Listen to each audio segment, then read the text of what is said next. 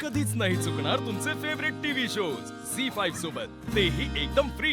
तिलोत्तमा, तुला वाटतं तेवढं हे सगळं साधं सोपं सरळ नाहीये। मग कसं आहे? नाही मला सांग मग कसं आहे? तुला जगन्नाथची मुलगी सानिका आठवते?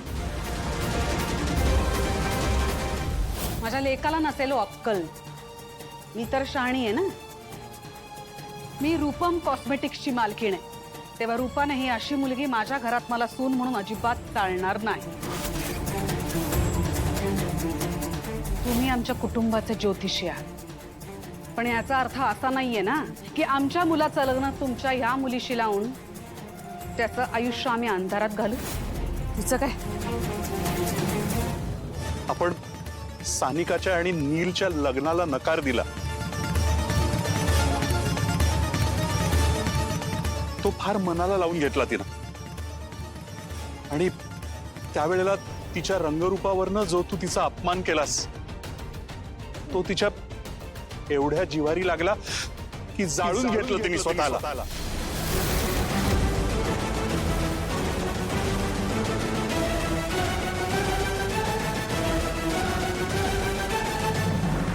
म्हणतात ना, आपलीच कर्म आपला पाठलाग करतात। आता तू समज की जगन्नाथच्या सानिकाऐवजी सावली ती मुलगी।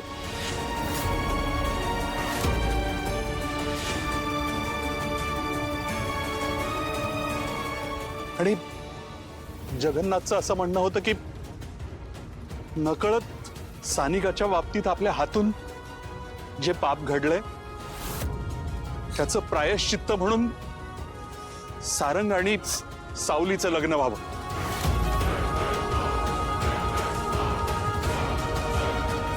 तर तू विचार कर, एकीकडे मीडिया, एकीकडे फसवली गेलेली सावली, एकीकडे जगन्नाथ, एकीकडे आपलं कुटुंब, आपला बिझनेस, आपलं रेप्युटेशन, आणि ह्यात सानिकाबद्दल वाटणारा पश्चाताप। या सगळ्यात माझी विचित्र कोंडी झाली होती, आणि त्या एका नाजूक क्षणी मी हा एक कठीण निर्णय घेतला। मला मान्य आहे जे काय झालं ते अनपेक्षित आहे, अचानक झालं सगळं, पण प्लीज आता जे झालं ते विसर आणि स्वीकार कर हे सांग।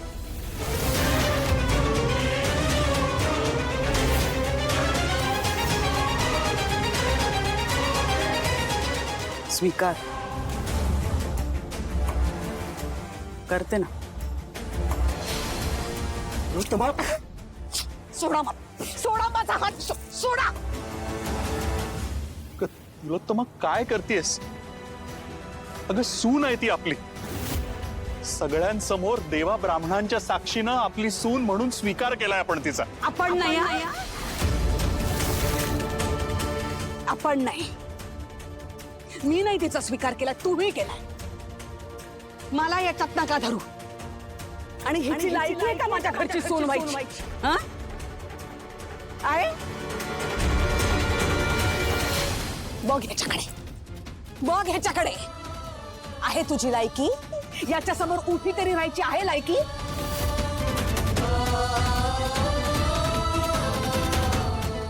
यांनी तुला नांदवायची आहे लायकी? नाही ना? हे माझं घर आहे, तुझी लायकी या घरात राहायची? हे बघ, हे माझं कुटुंब, बघ त्यांच्याकडे नीट, यांच्या बरोबर राहायची लायकी आहे तुझी? बघ पुन्हा याच्या समोर ही अशी उभी राहायची लायकी आहे तुझी? ही मुलगी कारणीभूत आहे या सगळ्याला, हिच्यामुळे घडतंय हे सगळं।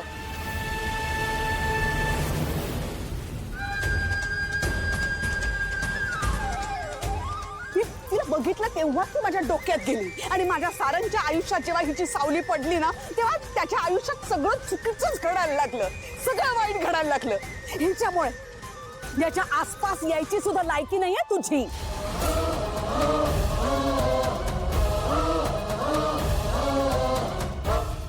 तिलोत्तमा, यात तिची काही चूक नाहीये. हिचीच चूक आहे. सगळी चूक हिची आहे. नाही, मी तर म्हणेन चूक हिच्या आई वडिलांची. या अशा मुलीला जन्माला घातलं त्याने. नाही, मला वाटायचं गरीब आहे गरीब आहे, पण ही कसली गरीब.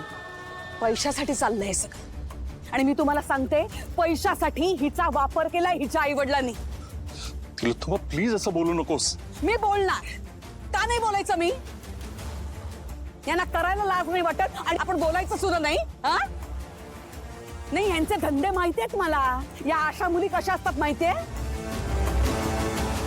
एखादा श्रीमंत पोरगा शोधायचा, त्याला आपल्या जाळ्यात खेचायचं, त्याला नादी लावायचं आणि पैसे उकळायचे त्याच्याकडून. हेच करतात हे लोक, माहितीये ना मला.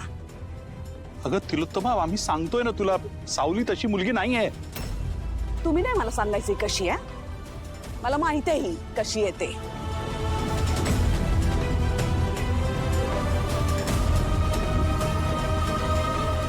आणि ही कशी आहे ते ओळखण्यासाठी ज्योतिषाची गरज नसते. हिला बघूनच कळतं किती वाईट आहे ही मुलगी. आणि तुम्ही हो, तुम्हाला सुद्धा कळत नाही आपलं स्टेटस काय आहे, आपण कुठल्या व्यवसायात आहोत.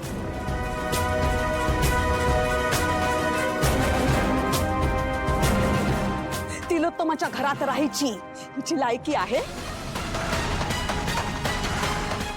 माझ्या घरात फक्त आणि फक्त सौंदर्यच वास्तव्य करू शकतं. आणि म्हणून मी म्हणते, माझ्या घरात आणि सारंगच्या आयुष्यात ही मुलगी मला अजिबात नकोय.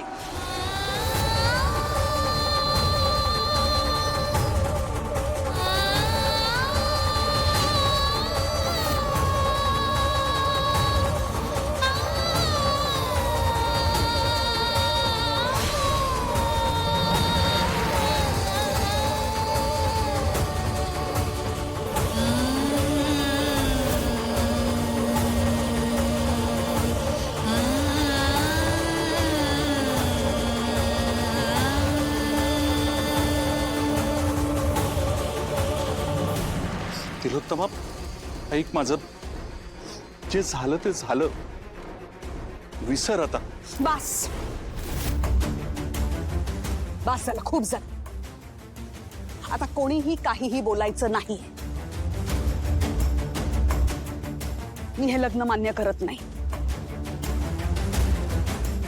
आणि या मुलीने माझ्या घरात अजिबात राहायचं नाही. माझं हे डिसिजन फायनल आहे.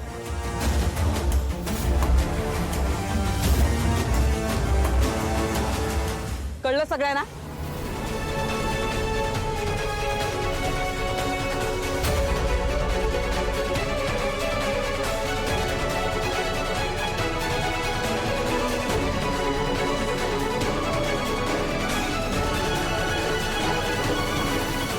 चला आज चला घरात सगळ्यांनी.